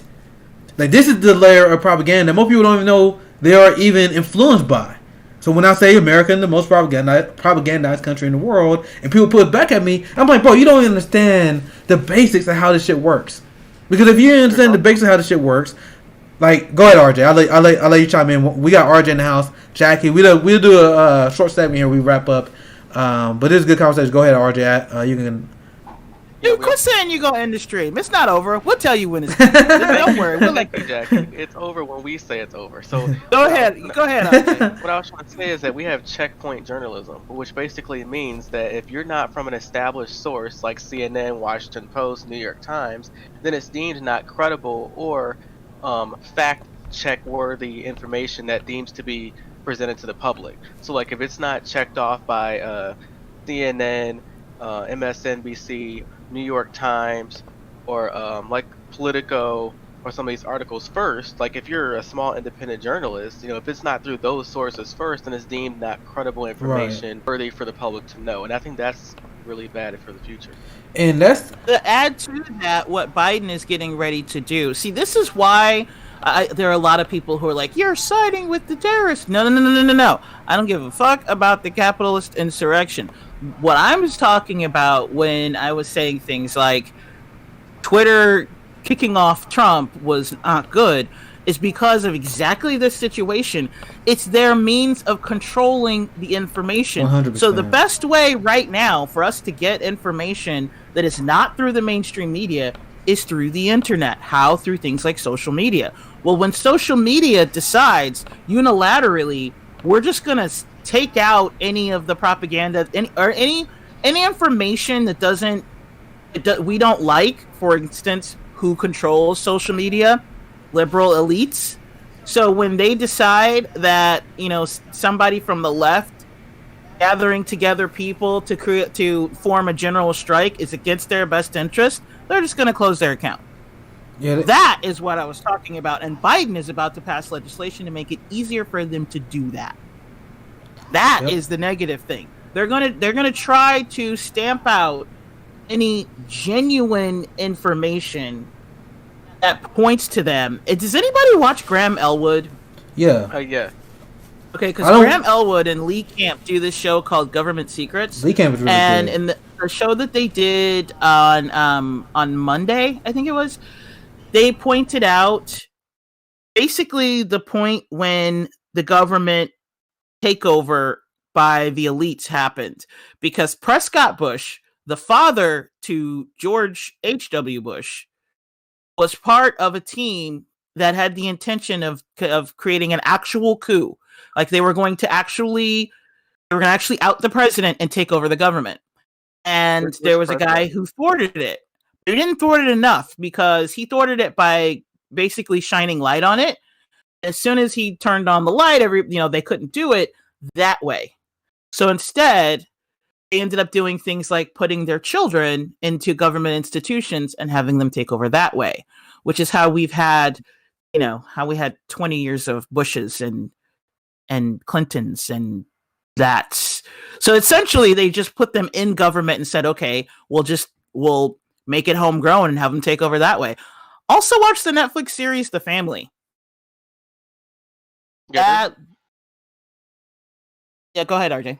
Yeah, there's a lot of political dynasty families too. I mean, you have the Kennedys, you have the Roosevelts. You have two cousins who are president: Theodore Roosevelt, Franklin Roosevelt. You've had the Kennedys, the three of them. And so I think political families they can be dangerous depending on their own ambitions. So yeah, Well, that's the that point. like that what was shown was those political families are political families by design. It's Like it was back in the 1920s when they were like, "Oh, we couldn't take over. We couldn't like just do an actual coup to take over the government. No problem. We'll go the long route." And that's exactly what they did. That's why we have these political families. and it's That's where they funny. came from. It's funny how everyone thinks we are like this advanced society, like we are this enlightened group of people. But when I look at our society, I see we just got a lot of toys. That we got a lot of new toys, but in a lot of ways we regressed, and we are falling into the same trap. Because when you look at the way we thought we was enlightened, and where we thought we moved away from society, and when we thought we moved away from kings, we thought we moved away from feudal lords and these things.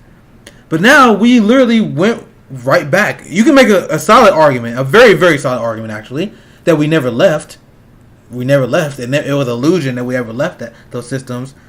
But even if you want, even if I grant you that we did have this enlightenment period where we abandoned these barbaric principles of kings, overlords, peasants, and all this stuff, we 100% went back to that.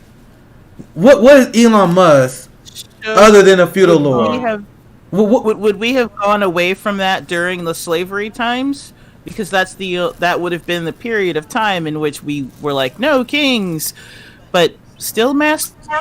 Yeah, exactly. So how was the mentality different? Exactly. That's why I said there's a very strong argument to be made that we never actually advanced.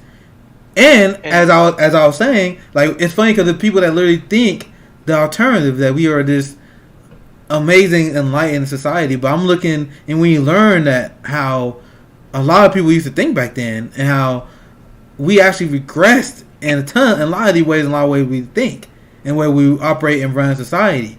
To the point where we have generations now, like the new generations, who can't even afford to raise a family.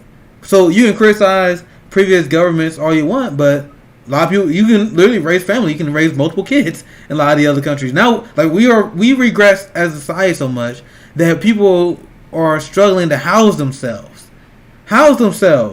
Like that was supposed to be one of the first advancements that we made as a society. Like, all right, now we are an advanced society, a serious people. Everyone's gonna have a house. Everyone's gonna have healthcare. Then we can't even do that no more. And we got Meg in the house. We let RJ go in, but how you doing, Meg? What's up? How much? RJ, what you about to say? Enjoying the stream. Nice. What I was going to say is that in our society and politics, I mean, it's nothing new in American history. If you look at American history, there's multiple segments, especially by presidents. Like, you've had 50 years of the founding fathers becoming president. Okay, you've had the lame duck session all the way up before Lincoln. The lame duck session is a bunch of presidents who were pretty popular, but weren't that influential in terms of working with Congress. That was up to Abraham Lincoln. Then Abraham Lincoln, he consolidated federal power using the executive branch. Then you had presidents subsequently after him. Then you had the Theodore Roosevelt. He expanded the executive branch even more. So my whole ideology is that presidential ideology only changes, I believe, once every 30 years. And there's this thing in American politics called the ones that are the trusted. So like we as American people, if there's like a political family that we like and trust, we're going to stick with them as long as their ideology doesn't really change too much that scares us too much. That's why the Kennedys are heavily like the Roosevelts throughout our great grandparents' eras. The Bushes are heavily like the Clintons. Obama kind of tied his legacy with the Clintons as well. Same thing with Joe Biden. And so that's kind of the struggle we have. See, back then, at least, if they had a certain ideology and they were trusted, they were smart enough politicians to know, hey, we have to give people something enough, change a few laws so that, hey, not only could we look good, but we can subsequently get more votes and people can have a better, modest life. But nowadays, with certain upper laws being checked, put in place in terms of the market, that there's a complete disconnect and there's not an incentive to actually make people's working people's lives better because you know they're going to vote for you anyway, regardless. And that's kind of the biggest struggle. Boy, RJ breaking it down. Breaking it down. Anything you guys want to add here? I see that Cori Bush is trending. Because I think, once again, I haven't been following the impeachment. Oh, I know what happened. I can tell you. Yeah. I'm looking at it now. She like went off at the floor, right? But go ahead, RJ. Give us your summary of what happened here, and then we'll play this clip that I got on Twitter. But I see Cori Bush is already making an insane name for herself. Coming out swinging. just started her first term. It's basically on rhetoric. She basically called the Republicans white supremacists. You know, What a gangster. So nothing really new, but the reason why it's trending is because they all booed her, so they kind of outed themselves as white supremacists, which is let's take a look at the video then, because I actually haven't seen the video. I heard about it, but I didn't actually watch it yet. So let's check it out. I'm gonna put it up on my stream here. This is a 33-second clip. This person, Philip Lewis, said Cori Bush dropped the mic in about 30 seconds. So let's see what she had to say. Madam Speaker, St. Louis and I rise in support of the article of impeachment against Donald J. Trump. If we fail to remove a white supremacist president who incited a white supremacist insurrection, it's communities like Missouri's 1st District that suffer the most. The 117th Congress must understand that we have a mandate to legislate in defense of black lives. The first step in that process is to root out white supremacy, starting with impeaching the white supremacist in chief. Thank you, and I get his ass. Get his ass. Madam. So, like Cori Bush, all love to her. I'm not. This is good work. I mean, I don't see any reason why anyone would be against her saying that on the leftist perspective. But they just show how the Democratic Party as a whole is completely feckless and designed to lose. Because I heard what Cori Bush said there, and I'm like, this should be standard rhetoric, right? Like, how is this supposed to be? I'm not trying to like diss Cori or trying to undermine what she did, because everyone like super excited about it. My boy, Good Guy Politics here, said Cori Bush called out white supremacy and Republicans booed when she finished her statement in case she was still confused on what they stand for. Yep, and just like you said, they exposed themselves. Like, this is what Cori Bush did is amazing, because when you do stuff like this, you make the opposition expose themselves. But why is this considered a maverick move? If we actually have an opposition party that were worth a fuck, if you had a liberal class who wasn't so worried about tone policing and tone and stupid civility porn politics, you can have anyone do this. You have a random Democrat from Minnesota, random Democrat from New York. Because I watched a few of these speeches. I didn't follow it too much, but I remember I had the live on for like 30 minutes, and I'm like, bro, I could fall asleep. Like, this is horrible. Like, it's just literally the same MSNBC, but really soft tone spoken in a way where they were like, yeah, Trump is attacking y'all values. The attack at Capitol Hill it was an attack on our democracy, and Trump led the way. Like super milquetoast. So what Cori Bush is done, I mean, it was amazing, but it showed that Democrats are not here to win it. They're a completely weak and feckless party. Cause this is what I mean. I don't see why anyone can't whip up a similar speak. Call it what it is. This is white supremacy. Call the cops that help them, because apparently there was cops, there were Congress people involved. They still like we're not gonna learn the true full story on this for a long time, if ever. But go ahead, RJ.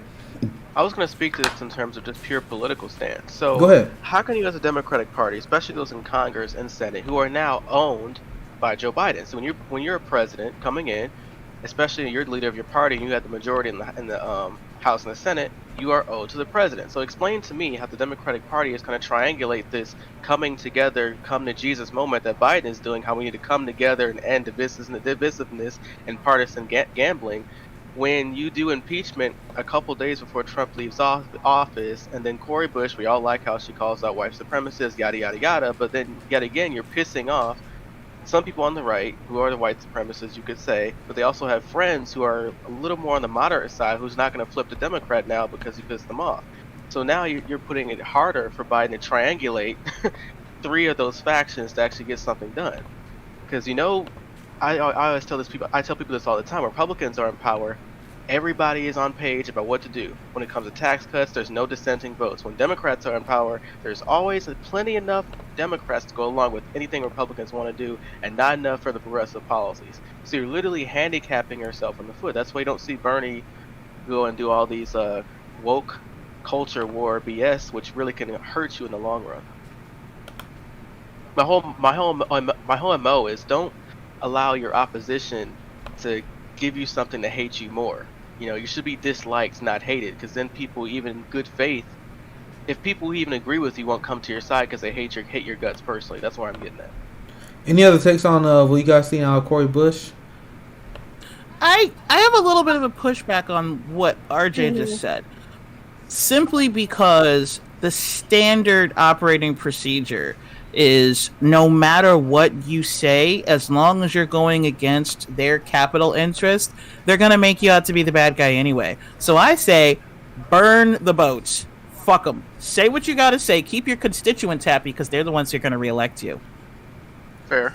So I'm the exact opposite, only because we've seen twice what they did to Bernie. Bernie told the line, he kissed their asses, and they're still stepping on his neck. So that's when people like me are just like, nah, fuck it. You can say what you want to say. I'm going to say what I'm going to say. So that's my only pushback on that. Like, it's not that I disagree with you in principle. It's just that, like, you're operating under the stance that, like, oh, they're honest actors. They're good faith actors. And when it comes to politics, I have the assumption that none of them are good faith actors because very often most of them are not. And they will employ any tactics to get their way because that's what we've seen they'll do. I mean, that's how I interpret. I don't assume anyone is dumb, and I don't assume they're good faith actors until proven otherwise. That's essentially the way I approach politics, based on what I've seen out of our ruling class. Because our ruling class are not dummies. They learn lessons from their mentors. Once again, the best example is Hillary Clinton bragging about Henry Kissinger being her mentor. But she's not the only one. That's the most famous example. But they all have mentors. They all learn the tricks of the trade on how to control the populace, how to spread propaganda, how to make people think the certain way they want you to think, how to play this stupid American propaganda game. And that's, at the end of the day, Trump's biggest crime, because he went in their game and beat them. Now, because he's mostly a moron, he can't uphold that. He eventually got chessmated throughout the course of his administration, and that's why he lost by a landslide. And now you even see a lot of people in his party turning on against him because they realize he's toxic. But he did beat them at their own game, and that was his biggest crime, because when it comes to lying, when it comes to cheating, when it comes to playing the game, Trump didn't act any more dishonest than anyone else, because it was Hillary Clinton and her crew that Pipered him in the first place. The people that gave him promotion, MSNBC, they gave him extra promotion because they wanted to fight against them. So that's them playing dirty politics, but that's their politics backfiring on their ass. So that's why, just to add on to that, once again, don't ever assume these people are dumb. Don't ever assume what they say at face value. Assume you gotta know what their motive is. So when they say stuff, when they say, "Oh, well, I stand for Black lives," whenever they using any of these standard platitudes, it literally blows me away that people fall for them. So look at what they legislate for, who they actually fight for, who actually they take money for, who they actually want to fight for. In this case, we see our progressive leaders are more likely to put for this show of impeachment instead of healthcare.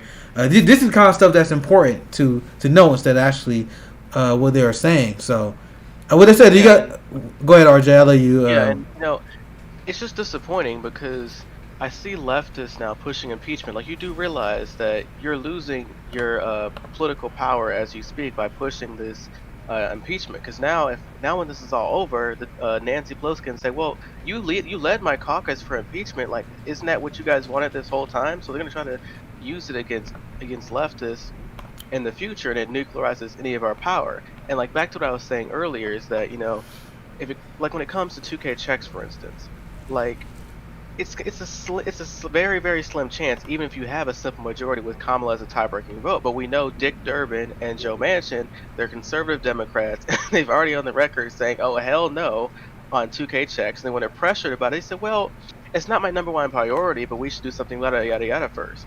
But what I'm getting at is that you even have people like Josh Hawley, who aren't principled at this at all, but are still wanting to do it because they feel it's politically advantageous for them to do it. So what I'm getting at is that you don't want to, like, mix up the bowl a little bit too much where you can't even get the simple policies you need. Like, this is political chicanery that I despise, but at the same time you have to do it sometimes to get something that you want for your constituency. Like, it's just something you just have to, it's like the pill you have to swallow sometimes just to get something done. I know it sounds really bad, but like in order to get 2K checks, I mean, this is probably I something hear we you. may have. I hear you. I'm looking now. Just You know what? I'm gonna offer a counter to that. I Okay. feel like the way to get things done is the way Republicans have gotten things done, which is you stonewall and you say, nope, government's going to shut down until you give me what I want. That's essentially what I was hoping that the squad was going to do, which is why we're so disappointed that they went the standard route and just assimilated into the House. The squad, and that they're just a few people are going to take over and say, no, this is our party now. You're not getting shit. You want to become speaker? Fine. You need our votes. You want our votes. You're going to bring up what we want to bring up. And not just you're going to bring it up, but you're going to pass it. that was the whole point of them not taking corporate money. That's the whole Yeah, point of not taking corporate money. That you supposed to be able to challenge the power that people who take corporate money. Like the reason why other people don't challenge people like Nancy Pelosi, because Nancy Pelosi will cut their fucking funding off because they corporate sellout whores. Now the benefit of having someone who don't take corporate money is that we don't have to worry about doing it. Or whoever I cut off. And what I was gonna say, Jackie, is that the one thing I think I was missing is that you have the uniformity of the Republican Party. When they're in power, they all on the same page. There's no dissension. If there is, they all shut up. They say, okay, look, we're in power. Let's do this thing. The problem with the Democratic Party is that there's 3 separate cracks in the entire party. The first crack is progressives who don't want to piss off party leadership and who aren't for the revolutionary tactics. They're in for incrementalism. Then you have the centrist blue dogs who don't want to do anything. When push comes to shove, if it is a 50-50 split in the Senate, they will side with the Republicans because it's deemed more politically advantageous for them. So like I agree with your argument that leftists should be stonewall like Republicans, but institutionally inside the parties, it's way easier for Republicans because they have a clear-cut ideology what they want to do across the board versus the Democratic Party. They have 3 separate ideologies. That's kind of what I was hinting at. I get what you're saying, but my point is, maybe you're not old enough, but the Republicans were the exact same place where the Democrats are. Yo, you guys keep losing, and you're a bunch of fucking losers, and we're done. We're gonna come in, we're gonna plant our flag on family values. That's what they did. They said we're gonna plant our flag on family values, and we're gonna shame the shit out of you if you don't vote, if you don't go with us. And we're dragging the entire Republican Party to the right. And in so doing, they dragged the Democratic Party to the right as well. And that's exactly my point. We need progressives to pull that on the left to drag everybody back to the left. And they could do that, but you just said why. When you said the progressives that don't want to piss off the establishment, that is the problem. See, when the Tea Party came in, they didn't give a shit about the establishment. They came in to wreck the establishment. They were like, this is our establishment now. You're doing what we want, or you don't get anything. If the Republican wants to get a vote ever again, they're gonna vote. They're gonna deal with us because we're gonna hold the party hostage. And it was just a few of them. It started out with just a few of them, and then they took over the entire party and successfully moved the country. Why? When people like AOC come out and say, "Oh no, we have to bow to the establishment." That's why we get so pissed, because we're like, nah, bitch, you're supposed to be our version of the Tea Party. You're supposed to be the left stance that says, no, you shall not pass. We're not going to give you shit until you take us seriously. As every single time they give an inch, the game is over. Because Pelosi's like, oh, you're going to vote for me anyway? Fuck you. You're not going to get anything. Yeah. Yeah, and just to add to that too, AOC had a tweet today describing why she's so forcefully pushed for impeachment and why she feels like it's a good thing. And the same argument she made, for impeachment could have been the same argument she made for forced vote or any other progressive policy she could have gotten with the slim majority in the Democratic Party. So yeah, that's what started the stream. He started out talking about that. Oh, you started? Yeah. I mean, to me... But you can give your take on that, RJ. It's so shocking to me. Like, I'm honestly almost done. Like, seriously almost done. Like, with these people. Like, it's just so immature. Like, you literally can study American history and presidential history and know how these people got into power and how to take power, and they just unwilling to do 101. Talking to megaphone about how bad things are, when it's the opportunity to actually force the establishment to do something, he gets a little bit incrementally, but none of the big fish ideas. which is why the Democratic Party, they're not afraid of Bernie Sanders. They know at the end of the day, he's not going to do the big thing that they all despise of. He'll do the smaller things that bite us the heels. It's like an ankle biter dog. When they get on your feet, it annoys the shit out you, but you can kick it and it leaves you alone. They're not But afraid see, of that right there is case in point. A week ago, was it a week ago? It feels like so long ago, but I'm pretty sure it was only a week ago when he was up there trying to get us. It's been 2 weeks. Okay, 2 weeks. When he was up there trying to get us the 2K checks. And what happened? 41 Democrats were like, nah, we're siding with the Republicans on this one. That's why he doesn't get shit done, because he's literally standing there alone. Meanwhile, if he had a squad in the Senate and they all were like, nah, we're with Bernie, fuck y'all, we're not doing shit until you give people the money, we would have had those 2K checks. The only reason why we didn't get them is because all of the Democrats went with the Republicans. 41 Democrats went with the Republicans. So if you had 8 Democrats that stood up and were like, no, we're with Sanders on this, they would have had to come to some kind of agreement, because they couldn't have gone back to their imperialist bullshit voting. They would have had to deal with it first. Bro, heads are about to roll. 1 second. This just came in. I was just looking at some new tweets coming in. It said, CNN reports that the federal investigators have indicated that the U.S. Capitol riot may have been pre-planned. They already hinted at this with a few stories before, how there was some whistleblowers that indicated a few Republican congressmen who was coordinating this event. That was coordinated. And now there was actually a lot of police officers who was working off duty and undercover that were being investigated. And this is a story I'm gonna be following pretty close, because this builds up my point. And the funny thing is, a lot of liberals, they're gonna be outraged about this, but they're not gonna reach the same conclusion I will, because the same conclusion I reach when I see stuff like this backs up a point that me and Jackie and the Black Rose Brigade made earlier. Our state and our government and our ruling class is designed to amplify right-wing any scenario humanly possible, where the Democratic Party or any power source within the government work with Black Lives Matter or any leftist protest to get on healthcare, for example. Let's use that for example. Can you imagine the Democrats organizing with activists to pull a stunt like this to get healthcare? Now, what ultimately went wrong is that because these people are morons, they didn't realize that they were dealing with a group of unhinged idiots and coaches, and shit went as it actually did. And they were like, oh, well, throw people on the bus. We fucked up. We will never know how bad and what the real story on this was. Go ahead, RJ.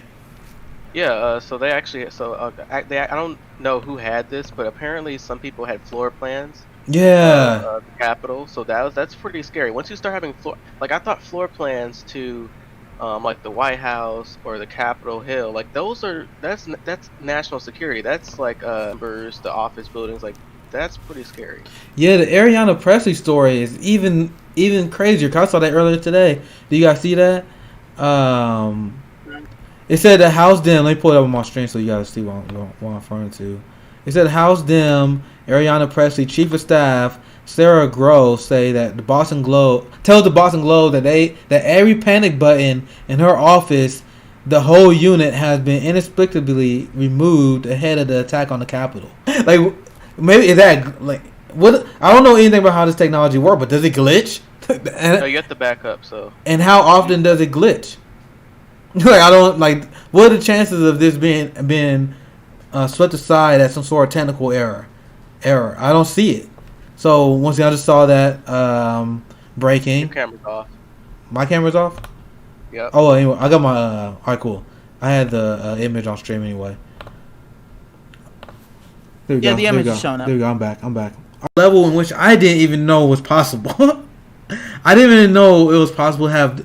Well, I wouldn't say that, but the level of coordination with the off-duty cops, the undercover Congress people, the extent in which they were willing to push this is insane, and that shows that we are surrounded by two cults, and we're surrounded by a political establishment that is designed to give them cover. Anyone will add on to this?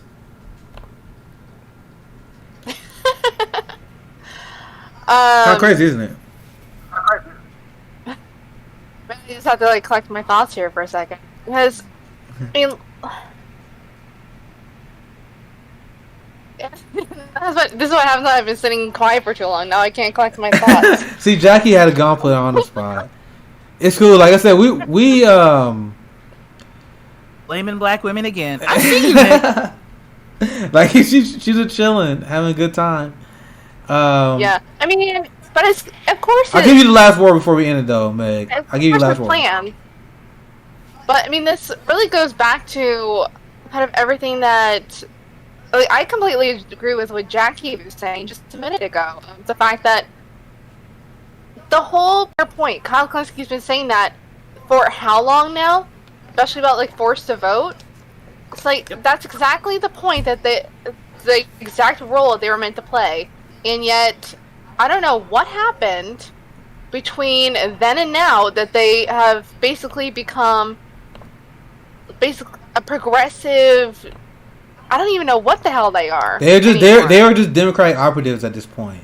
Like they are very charismatic, very popular Democratic operatives, and they are doing the bidding of the Democratic establishment machine and Nancy Pelosi because that's why they're pushing. They're doing a good job for them. That's why Cory Bush is trending right now, and that's why what happens usually when someone on the left is trending. Like you don't see a lot of blue checks that talk about it because they don't want to give it a lot of attention.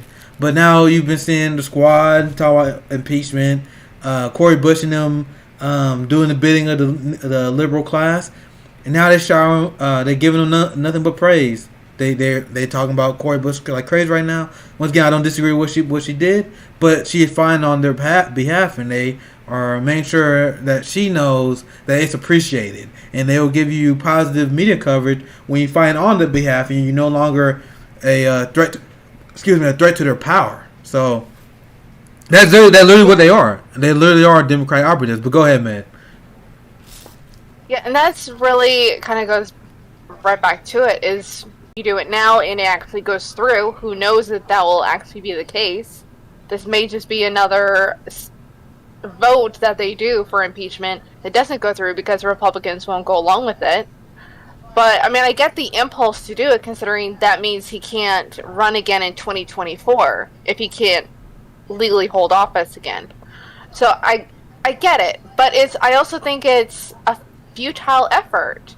Especially when there are so many other things that we need right now that they're not fighting. I actually want to push back on something that Jackie said, considering she said that the party started moving further right when the Tea Party came in, but especially the Democrats, they've been moving right for how long? Ever since the DLC took over, the Democratic Leadership Council, and that was back in the 70s. So they've been moving further and further right since then. And I mean, just look at what happened under Bill Clinton. I mean, if you guys haven't read Listen Liberal by Thomas Frank, you need to read it, as he talks all about this and how they were doing triangulating, and the whole point of it was to say, oh, we need to be able to fight our friends, and you'll see what our values are. But really that just meant, punch organizers and activists in the face, punch black people in the face over and over again to make people go, oh, actually they might be quite reasonable, when really they're not. All that's, I mean, look at what happened with welfare. It was literally said that not only a Democrat could have passed welfare. Like, Reagan couldn't do it. George Bush couldn't do it. George Bush couldn't cut Social Security. But guess who almost tried? Obama. Yep. That was one of his grand bargains. After years and years of Biden pushing for it. Exactly. I don't understand how people like Biden the whole way. Like, how are Biden and Manchin considered Democrats? Honestly, because they are literally Republicans, and they always have been. Mm-hmm. It's culture. It's culture.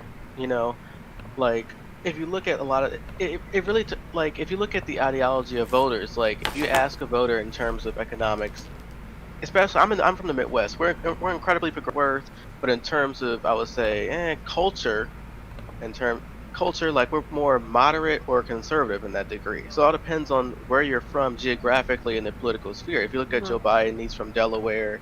He can get away with some stuff. Look at Joe Manchin. He's from West Virginia. He can get away with some stuff. So it breeds a lot of conservative Democrats, which is kind of the problem. Because, like I mentioned before, if the Democrats get into power, even if they do have a slim majority, it's not always 100% guaranteed. It's almost like you have to get on your hands and knees and beg these conservative Democrats to go your way. And makers, the media always puts their name out, so then they start feeling like they have a lot of more power in the party than they really do. And party leadership continues to capitulate to them and pander to them. And of course, Republicans, they can keep doing the same dirty tricks because they know, hey, even if the Democrats do get into power, there's always enough conservative Democrats to flip our way and everything's okay. So that continues to the downfall and the transition moving completely to the right and makes it harder for the left to go left. Because it's just like what happened to Charles Booker. The Democratic Party funded Amy McGrath. If a leftist does have a chance of winning, the Democrats and the Republicans will team up together to crush us. Yes. So that's the We scenario. even saw it in, was it Maine, that they had a progressive in their Senate race, and what did they do? They backed Angus King, who's an independent, because he's the conservative in that race. Like, they backed an independent over their own candidate. I was shocked by that. And and the fact that the Democrats keep moving further right just keeps pushing the Republicans further right, because now you have people who would have been Democrats, maybe, who are now saying, like, okay, well, I have no place here anymore. So, because they're not fighting for workers anymore, so maybe I'll just become a Republican.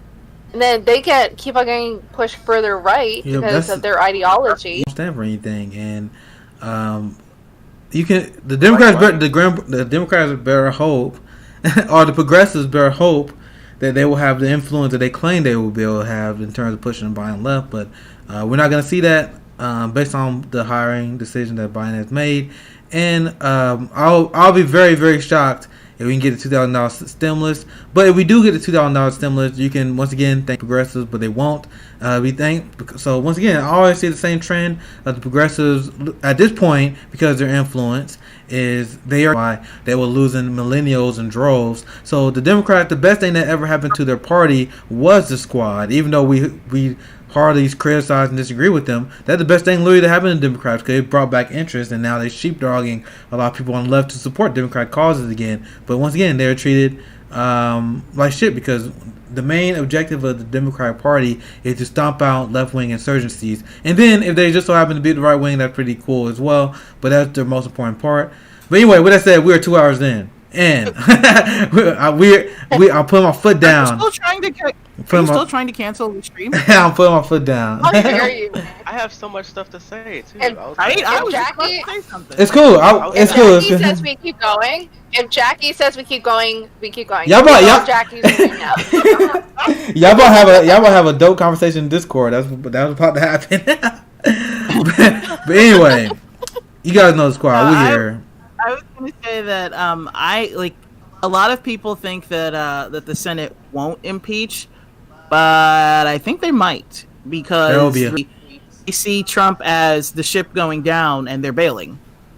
Yep, So it'd be very interesting to see. I think they actually might impeach him, and I think it would be hilarious, because for a week, Pence would be president, and so this whole Biden being 46, you got to change your merch, fuckers.